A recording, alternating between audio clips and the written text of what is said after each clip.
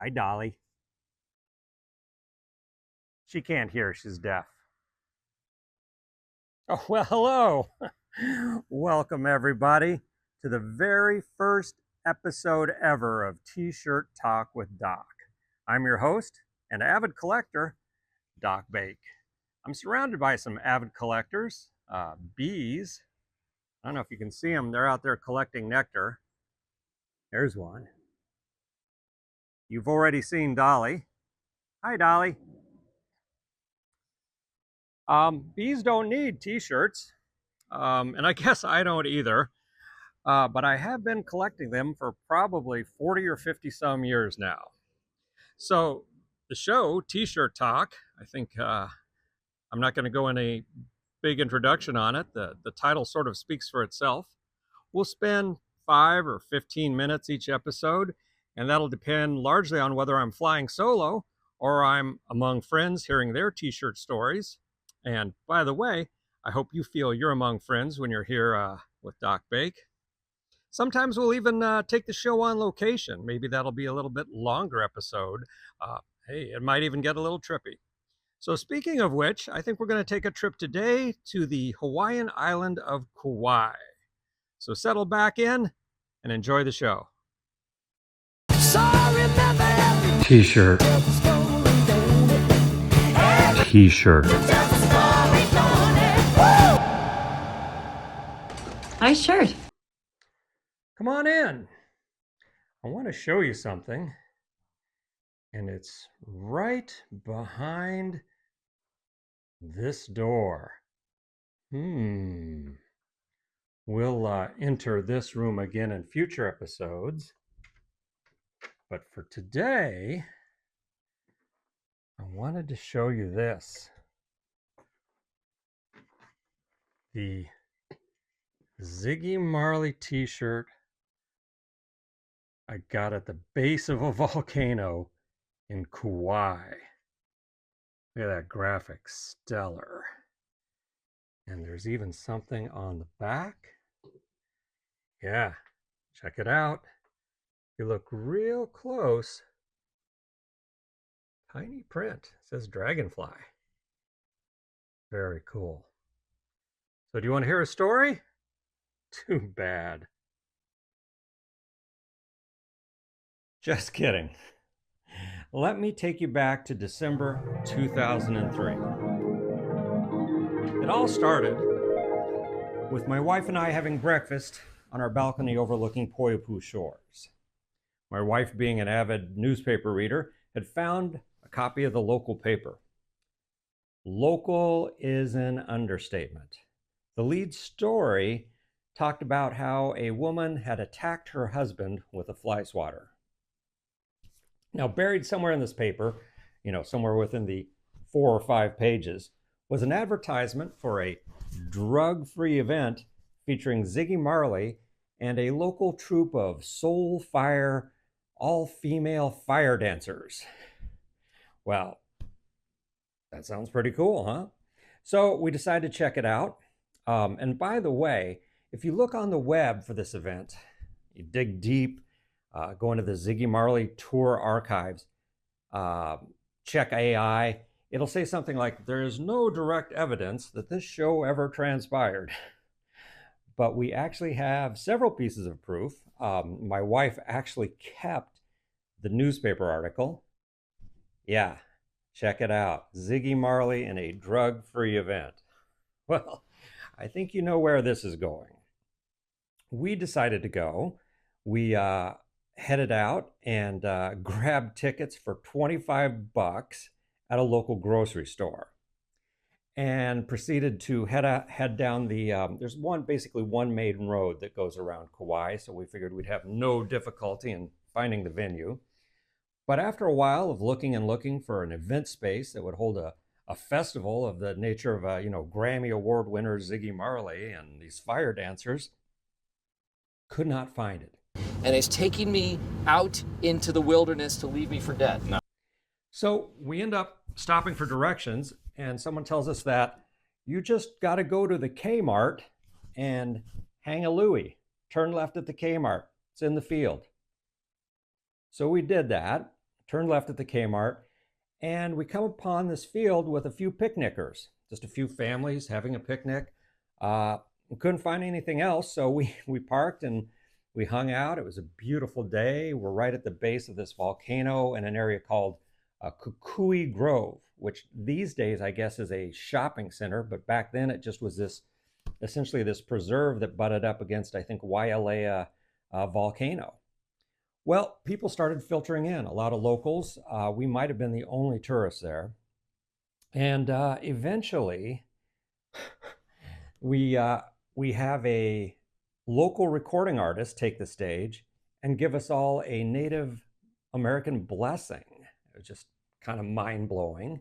And then these fire dancers, this all-female troupe of fire dancers takes the stage, dressed in these little gold lame outfits and just doing all kinds of amazing acrobatic stunts with fire. Just blew everybody's mind. Well, as we're, sitting there taking all this in and waiting for Ziggy, we start to realize that there are sort of two segments to this crowd. There's the field in front of the stage, which is now pretty packed with locals, just blazing up joint after joint.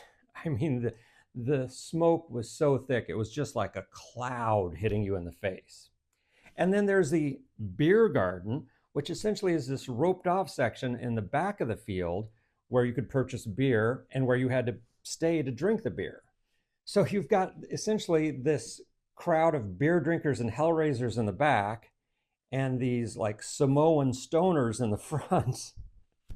And we were somewhere in the middle.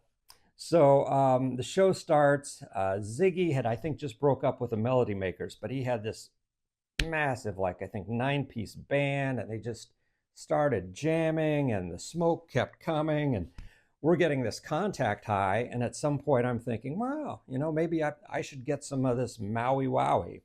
Well, it turns out there was I guess you'd call it a merch table. It was really just a couple of picnic tables in the back where they were selling glassware. There was a local glass shop selling pipes, and there was a rack of t-shirts there.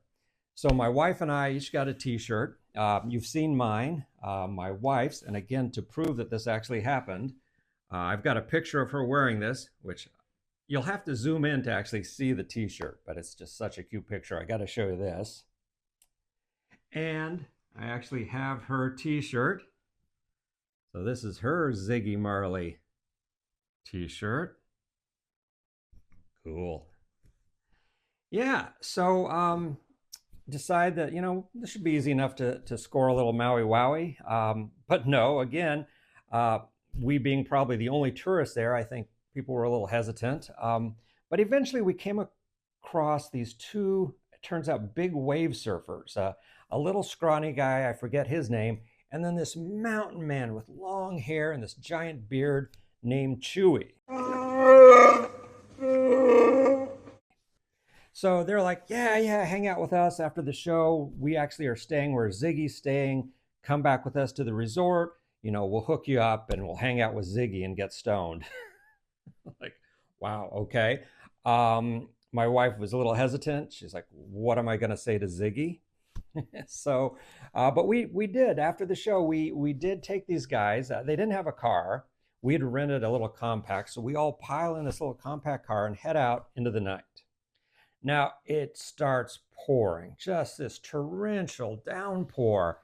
And I'm getting a little nervous. And to add to that, these two guys in the back seat are just going on and on with these off-color jokes. Also, dude, Chinaman is not the preferred nomenclature. Asian American, please.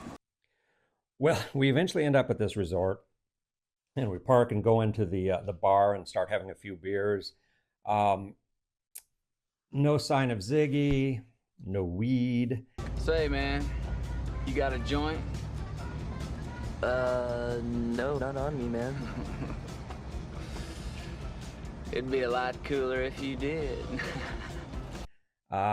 My wife and I are just hitting the wall. This is after midnight now, and we decide just to take off. Well, Chewy is like, no, come with us. We'll get you all hooked up. So we follow him out of the bar and across the parking lot to the far end of the parking lot where we see this van, this old rusted van, actually wrapped in chains. It turns out Chewie and his buddy are living out of this van at the back of this parking lot. So by this point, you can imagine we're getting a little paranoid. We're thinking, they're never going to find the bodies. Well, it's okay. It turns out all right. They take the massive padlock off the chains and they open up their van. They've got all their surfboards in there and they've got some Kona gold. So we smoke up, we go back to the bar, and they start hanging out with this group of German tourists, and they're just getting wrecked. Now, Ziggy and the band still haven't showed up. It's probably 2 a.m. now, and my wife is just getting paranoid and starting to pass out. So we decided to hit the road.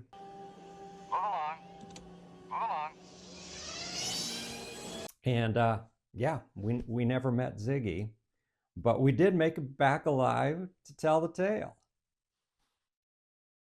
All right, time to bring this show in for a landing.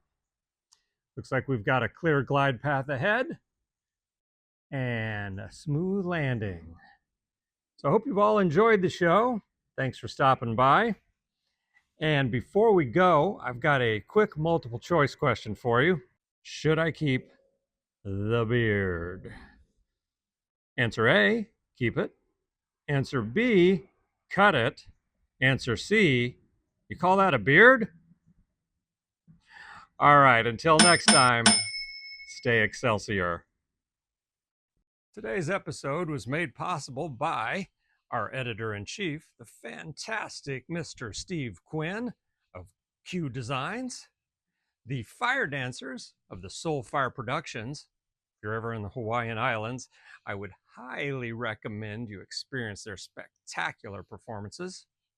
Also, the incomparable Ziggy Marley, Shalom Salam, and our special guest today, Her Holiness, the Dhaliwala. And now, a short blooper. It all started with my wife and I having breakfast. We're on our balcony